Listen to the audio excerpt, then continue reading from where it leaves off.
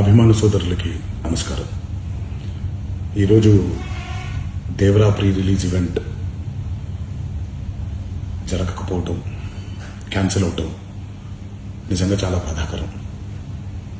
ముఖ్యంగా నాకు ఇంకా చాలా బాధగా ఉంటుంది. మీ అందరికీ తెలుసు, అవకాశం దొరికినప్పుడల్లా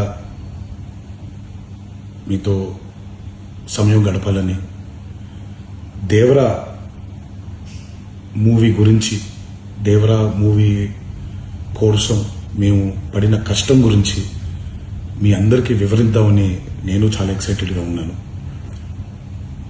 కానీ సెక్యూరిటీ రీజన్స్ వల్ల ఈ ఈవెంట్ని క్యాన్సిల్ చేయడం జరిగింది.